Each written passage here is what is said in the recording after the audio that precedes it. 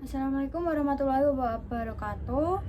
Saya Salisa Azhara Ramadhani dengan NIM 2406010037 dari Rombel PJKRA. Di sini saya akan menjelaskan materi tentang pendidikan jasmani untuk anak dengan gigantisme. Yang pertama yaitu pengertian gigantisme. Gigantisme adalah gangguan pertumbuhan akibat kelebihan hormon pertumbuhan sebelum tulang berhenti bertumbuh. Pertumbuhan tubuh berlebihan akibat sekresi hormon pertumbuhan GH yang berlebih. Disebabkan sering karena tumor adenoma hipofisis. Kemudian menimbulkan komplikasi serius metabolik dan kardiovaskular.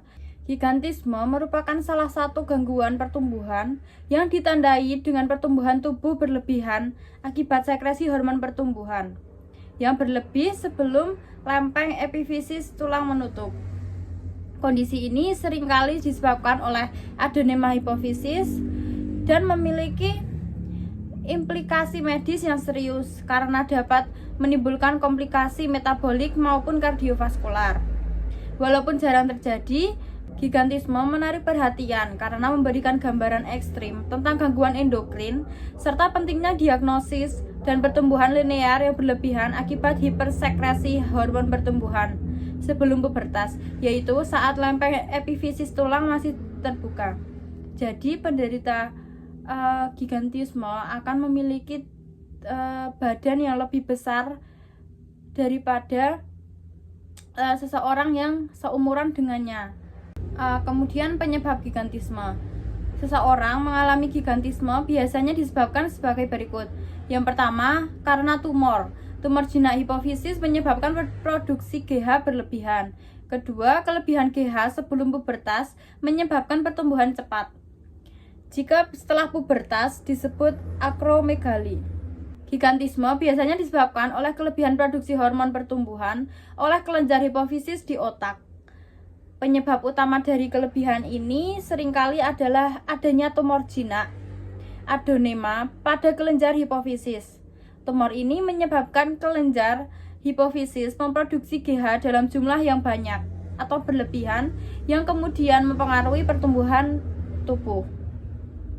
Kelebihan GH sebelum masa pubertas berakhir dapat menyebabkan adanya gigantisme tersebut karena tulang masih dalam tahap pertumbuhan dan dapat merespon terhadap hormon tersebut dengan pertumbuhan yang cepat dan berlebihan.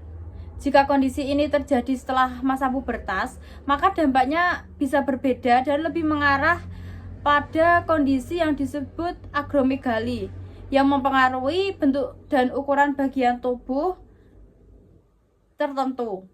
Diagnosis dan pengobatan dini sangat penting untuk mengelola gigantisme dan mencegah adanya penyakit komplikasi lebih lanjut. Kemudian ciri fisik penderita gigantisme. Yang pertama, umumnya penderita gigantisme memiliki tinggi badan yang tidak wajar. Terlalu tinggi jika dibandingkan dengan tinggi badan orang yang normal yang umurnya sama. Kemudian bagian-bagian tubuh tertentu itu lebih besar, membesar gitu, seperti tangan, kaki, dan wajah yang membesar. Jadi kalau anak-anak mengalami gigantisme itu akan terlihat seperti orang dewasa dikarenakan tinggi badan yang sudah jauh lebih tinggi dibanding anak-anak pada umurnya. Kemudian gigantisme bisa disertai sakit kepala, gangguan penglihatan, dan nyeri sendi. Nah, di atas adalah contoh beberapa foto dari orang yang mengalami gigantisme. Salah satunya itu terjadi di Indonesia, yang dimana foto tersebut terdapat beberapa anak memakai seragam merah putih dan satu anak ada yang tinggi sekali lebih tinggi dibandingkan anak di sebelahnya, dan anak tersebut ternyata baru kelas 6 SD dan udah memiliki tinggi hampir 2 meter. sekitar 195 cm, dan itu tidak wajar bagi anak SD kelas 6. Kemudian selanjutnya ada dampak gigantisme. Gigantisme mempunyai dampak bagi para penderitanya berupa fisik maupun psikologis. Dampak fisik, penderita gigantisme sering mengalami nyeri sendi, masalah muskuloskeletal, resiko jantung, dan hipertensi. Biasanya anak yang lahir dengan gigantisme itu biasanya mengalami penyakit komplikasi. Kemudian yang kedua ada dampak psikologis dan sosial.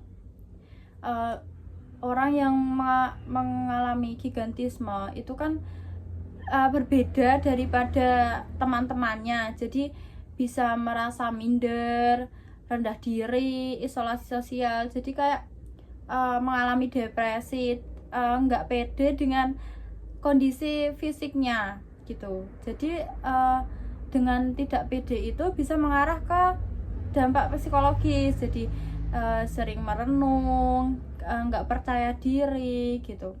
Kemudian tantangan kehidupan sehari-hari, kesulitan memakai pakaian, dan penderita gigantisme itu kan yang mempunyai badan yang besar. Jadi kalau anak dengan gigantisme itu kan mau cari baju itu susah, jadi susah mencari baju, susah mencari sepatu gitu, soalnya tubuhnya itu lebih besar daripada yang seumurannya.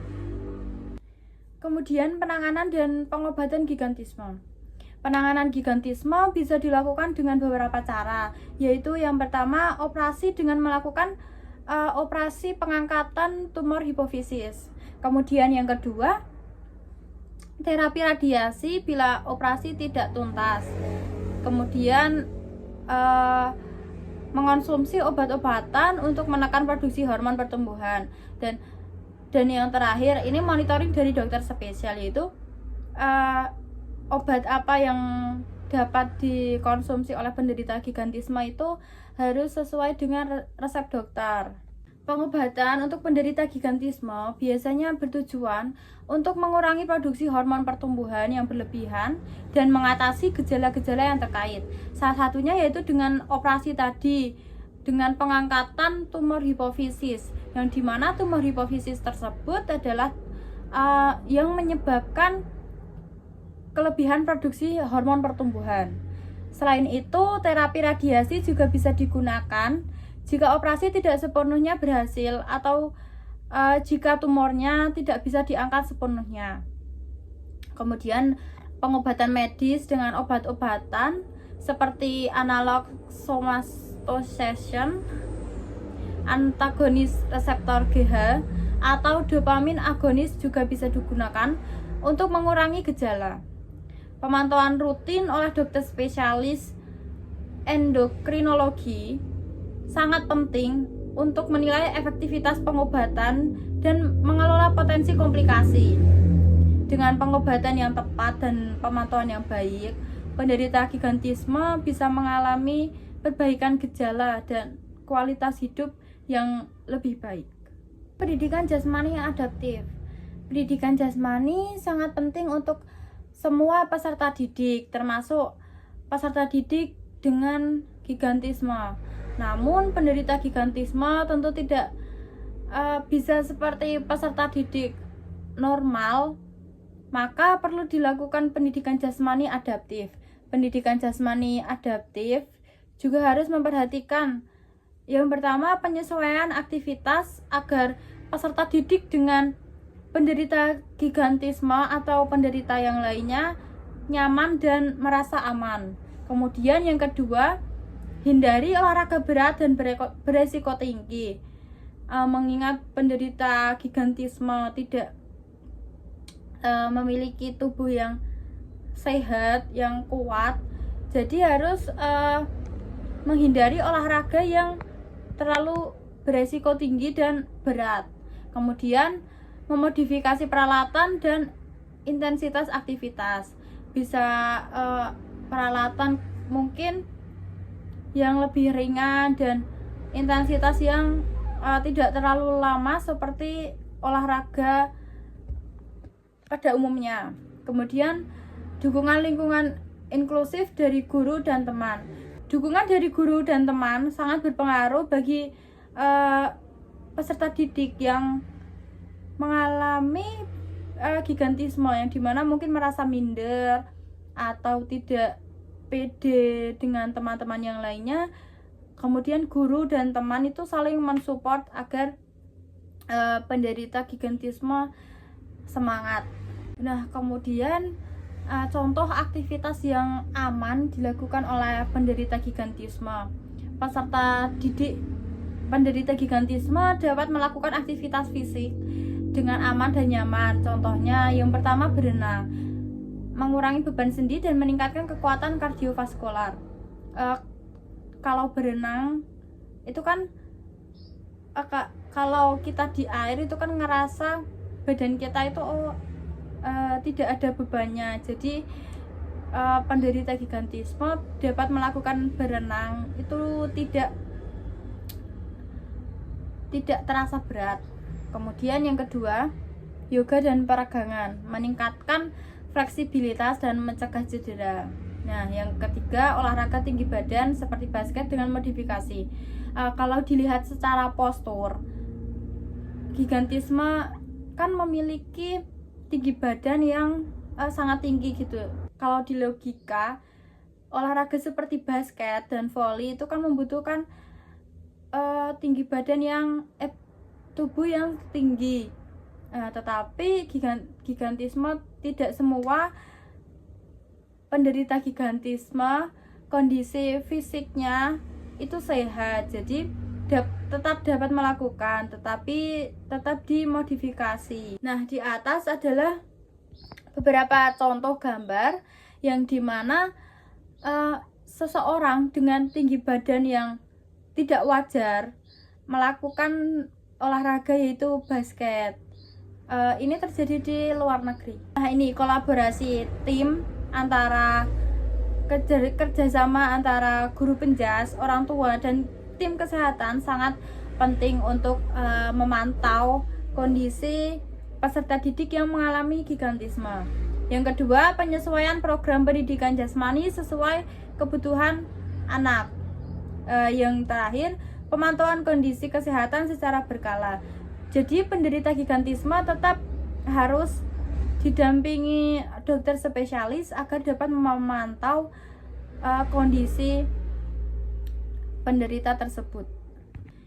Yang terakhir yaitu kesimpulan dari materi ini, yaitu yang pertama, pendidikan jasmani harus disesuaikan dengan kebutuhan anak gigantisme. Kemudian yang kedua, pendekatan adaptif dan dukungan psikologis sangat penting untuk penderita gigantisme. Yang ketiga, pengobatan medis dan pengawasan rutin sangat diperlukan.